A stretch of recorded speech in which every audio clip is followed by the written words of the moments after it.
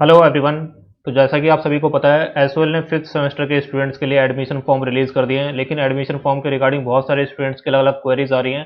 जैसे third semester के students की क्वेरी आ रही है कि उनके फॉर्म कब तक रिलीज होंगे। इसी तरह से फिफ्थ सेमेस्टर के जो बीए ऑनर्स पॉलिटिकल साइंस के स्टूडेंट्स हैं उनकी भी सेम क्वेरी है। इसके अलावा लास्ट डेट के रिगार्डिंग काफ़ी कन्फ्यूजन है स्टूडेंट्स के मन में। बहुत सारे स्टूडेंट्स के फॉर्म शो नहीं हो रहे। इसके अलावा रिवैल्यूएशन के लिए अप्लाई किया हुआ बहुत से स्टूडेंट्स ने। इसके अलावा सेकंड फेज के रिजल्ट नहीं आए। तो बहुत सारी क्वेरीज है स्टूडेंट्स के मन में।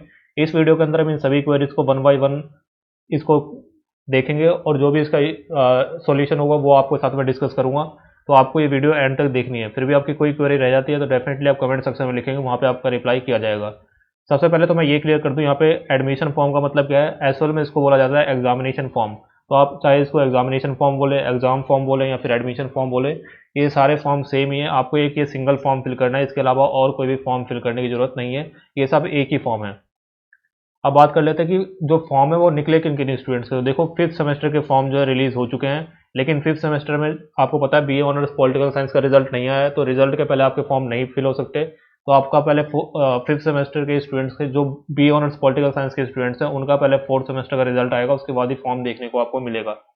इसके अलावा थर्ड सेमेस्टर के अभी किसी भी कोर्स का रिजल्ट नहीं आया है। सेकंड सेमेस्टर का तो उनके भी फॉर्म अभी तक नहीं आए हैं। आपके पहले रिजल्ट आएगा सेकंड सेमेस्टर का, उसके बाद ही आपके फॉर्म रिलीज होंगे।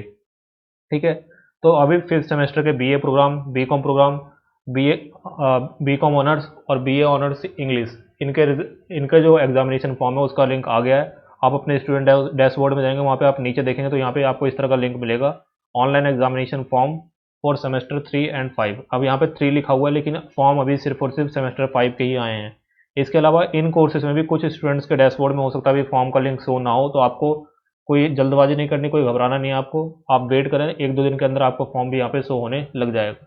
ठीक है। फॉर्म किस तरह से फिल करना है उसके लिए मैंने अलग से वीडियो बनाई हुई है, आप चैनल पर जाएंगे तो आपको वो वीडियो मिल जाएगी, वो वीडियो आप जाके देख सकते हैं। अब बात करते हैं फॉर्म की आपकी लास्ट डेट क्या है। तो देखो, अभी के लिए कोई भी लास्ट डेट नहीं बताई गई है, लेकिन आप एक्सपेक्टेड डेट माने तो लगभग 15 नवंबर तक तो आपके फॉर्म फिल होंगे ही। हो सकता है उसके बाद भी आपकी डेट जो है आगे तक भी फॉर्म फिल होते रहें, क्योंकि अगर आप यहाँ पे देखेंगे तो यहाँ पे साफ साफ मेंशन हुआ है कि जब भी आपके एग्जाम स्टार्ट होते हैं उसके 15 दिन पहले तक तो आपके फॉर्म फिल करवाए ही जाते हैं। ठीक है। तो आपके एग्जामिनेशन जो है 30 नवंबर से स्टार्ट है। तो आप मान के चले कि 15 नवंबर तक तो आपके फॉर्म जो है फिल होंगे ही। हो सकता है उसके बाद भी, अगर बहुत से स्टूडेंट्स का रह जाता तो उसके बाद भी हो सकता है आपके फॉर्म जो है आगे भी फिल होता होने जारी रहें। ठीक है, ये बात आपको ध्यान रखनी है। इसके अलावा फॉर्म सिर्फ और सिर्फ आप ऑनलाइन ही भर सकते हैं।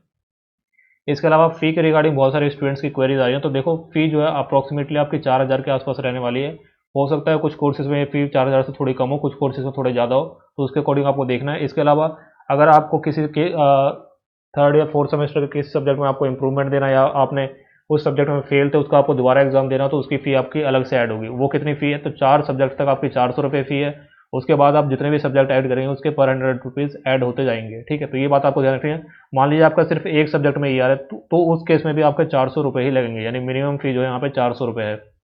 इसके अलावा जो एक्स स्टूडेंट है, एक्स स्टूडेंट का मतलब क्या है, जिन्होंने अपनी ग्रेजुएशन एक साल मतलब 3 साल उन्होंने कंप्लीट कर लिया, लेकिन फिर भी उनका किसी एक सब्जेक्ट में ई आर था या किसी एक सब्जेक्ट में वो फेल थे, उसके उनको एग्जाम देना है, तो उनको बोला जाता है एक्स स्टूडेंट। तो उनकी फ़ी जो है यहाँ पे 500 रुपये रखी गई है। तो ये आपको ध्यान रखना है।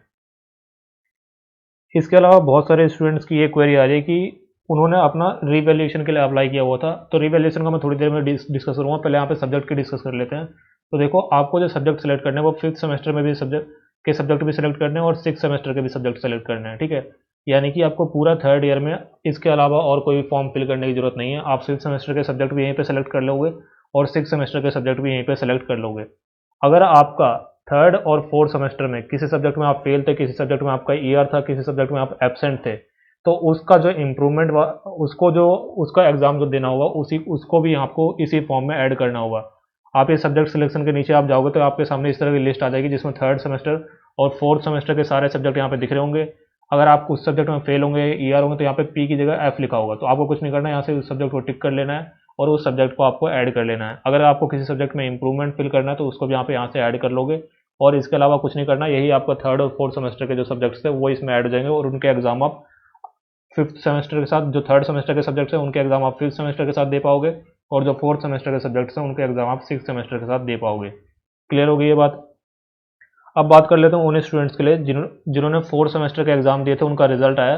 लेकिन उनके रिजल्ट में किसी एक सब्जेक्ट में वो फेल थे और फिर उन्होंने रीवैल्यूएशन के लिए अप्लाई कर दिया। अब उनकी एक क्वेरी आ रही है कि हमने रीवैल्यूएशन के लिए अप्लाई कर दिया, हमारा रिजल्ट अभी आया नहीं, तो हम इस सब्जेक्ट को ऐड करें या ना करें। तो देखो, रीवैल्यूएशन का जो रिजल्ट होता है उसको आने में मिनिमम 2 महीने का टाइम लगता है, ठीक है। तो 2 महीने होते होते तो आपकी फॉर्म की लास्ट डेट निकल जाएगी। तो ये पॉसिबल नहीं है कि आपका रीवैल्यूएशन का रिजल्ट आ जाए उसके बाद ये फॉर्म फिल करें। आपका एक काम करना है, आप यहाँ पे चाहें तो उस सब्जेक्ट को यहाँ पे ऐड कर ले, जिस सब्जेक्ट में भी आपने फेल थे और उसके लिए आपने रिवैल्यूएशन का अप्लाई किया था। अगर रिवैल्यूएशन के रिजल्ट में आप पास हो जाते हैं तो आपको एसओएल कैंपस जाना पड़ेगा, वहाँ से वो सब्जेक्ट जो है आप रिमूव करवा सकते हैं, कोई वहाँ पे दिक्कत नहीं है। इसके अलावा जो स्टूडेंट जिन्होंने सेकंड फेज़ में एग्ज़ाम दिया था, मान लीजिए किसी स्टूडेंट ने फोर्थ सेमेस्टर का एग्ज़ाम जो है वो सेकंड फेज़ में दिया था अगस्त के आसपास, तो उनका रिजल्ट अभी नहीं आया, तो उनको क्या करना है, अभी आप वेट करें।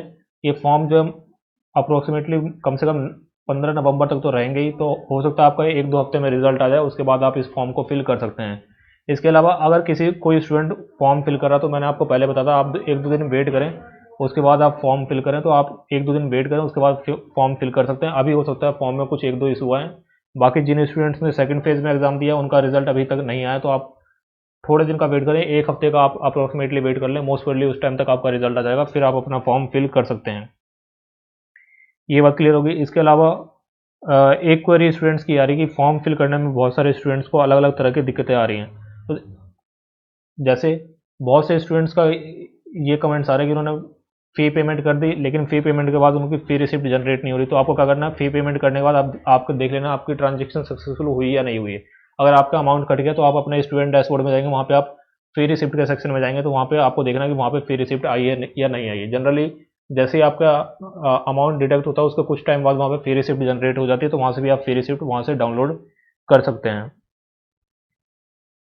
इसके अलावा और जनरली कोई इशू आता नहीं है फ़ी पेमेंट करने में। अगर आपको मान लीजिए वहाँ पे आप लिखा हुआ आ रहा है, आपने फ़ी पेमेंट कर दिया, आपका अमाउंट कट गया, लेकिन वहाँ पे लिखा हुआ आ रहा है last payment active, wait for 60 minute या वेट फॉर 120 मिनट, या फिर वहाँ पे आ रहा है फ़ी नॉट डिफाइंड, तो आपको कुछ नहीं करना, आपको कम से कम 24 घंटे के लिए वेट करना। 24 घंटे तक आपको दोबारा लॉगिन नहीं करना, आप एक दिन बाद लॉगिन करेंगे तो वहाँ पे आपका इशू जो है मोस्ट प्रोबेबली वहाँ पे रिजॉल्व हो जाएगा। ऐसा नहीं है कि आप 60 मिनट वहाँ पर दिखा दें, लेकिन आप उसमें बार बार लॉगिन ना करें, उससे वो ब्लॉक भी हो सकता है, तो ये आपको ध्यान में रखना है। इसके अलावा और जनरली कोई इशू है नहीं स्टूडेंट्स को। एक इशू स्टूडेंट्स को ये भी आ रहा था कि अगर कोई ऐसा स्टूडेंट है जिसका 1 ईयर गैप हो गया है। 1 ईयर गैप का मतलब क्या है, आपने 2021 में एडमिशन लेना था आपको, लेकिन 2021 में आप एडमिशन ले नहीं पाए, अब आपको 2022 में एडमिशन लेना है। तो इस केस में भी आपको सेम यही फॉर्म फिल करना होगा। अगर हो सकता है आपके डैशबोर्ड में भी ये फॉर्म शो ना हो, आप 2-3 दिन वेट करें, आपका फॉर्म भी डैशबोर्ड में शो हो जाएगा। आपको भी सेम यही फॉर्म फिल करना है, कोई इशू नहीं है, आप फॉर्म फिल कर सकते हैं। इसके अलावा कोई एक्स स्टूडेंट है जिसके 3 ईयर कंप्लीट हो चुके हैं, लेकिन किसी एक सब्जेक्ट में उसका रह गया, तो उसको भी सेम यही फॉर्म फिल करना है। अभी इन स्टूडेंट्स के फॉर्म शो नहीं हो रहे, लेकिन आप वेट करें, जैसे ही फॉर्म शो होना स्टार्ट हो जाएंगे मैं आपको इन्फॉर्म कर दूंगा, तो आप भी फॉर्म फिल कर सकते हैं। इसके अलावा आप भी रेगुलरली अपने स्टूडेंट डैशबोर्ड में जाकर उसको चेक करते रहें। जब भी फॉर्म आएगा, फॉर्म का लिंक आपके स्टूडेंट डैशबोर्ड में ही आएगा, अलग से कोई भी लिंक जनरेट नहीं होगा। तो ये सारी क्वेरीज थी। इसके अलावा और आपकी कोई क्वेरीज है डेफिनेटली आप कमेंट सेक्शन में लिखें, वहाँ पे आपको रिप्लाई किया जाएगा। चैनल को आप सब्सक्राइब कर रखें, एसओएल से रिलेटेड जो भी इन्फॉर्मेशन होगी, जब भी आगे कोई अपडेट आती है तो आपको इन्फॉर्म किया जाएगा। For the time being that's the end of the video. Thank you.